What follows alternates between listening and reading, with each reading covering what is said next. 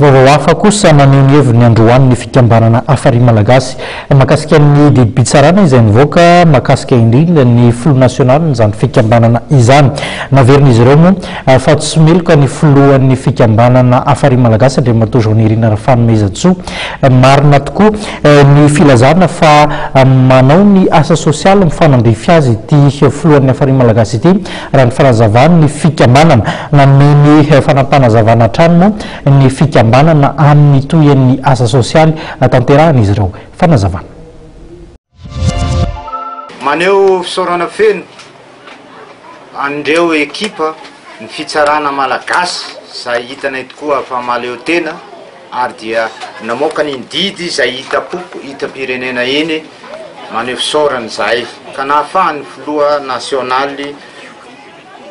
tamin'ny sazy izay nanenjehana azy nafahana no fisalasalana nafahana madiodio. Hita tokoa rehefa nisy ny fitsarana Fabemaso tamin'ny fotoana iny dia nandray ary ny eno ireo mpitsara ka namoaka ny didy fisaorana feno azy zay hita fa mangarahara hita fa feno ny zavatra rehetra nataony.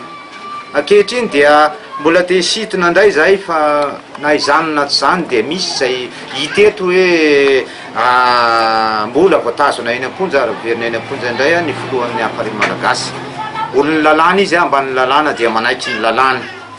fa kosa tehiteny zay hoe amin'ny fitsarana indray hoe mangataka zay mba hitsarana azy Fabemaso ihany koa amin'ny zavatra nataony izy satria efa hita ny profo ireny rehetrarehetra reny dia mba mangataka ny tsarana azy Fabemaso ilay hitazomana azy MDO ny olona na mandat de dépôt dia tokony mba ho tsaraina malakilaky izy amin'izay zavatra zay enona ireo vavolombelona zay hita tamin'iny fa anananay profo iny dia angatanay zay.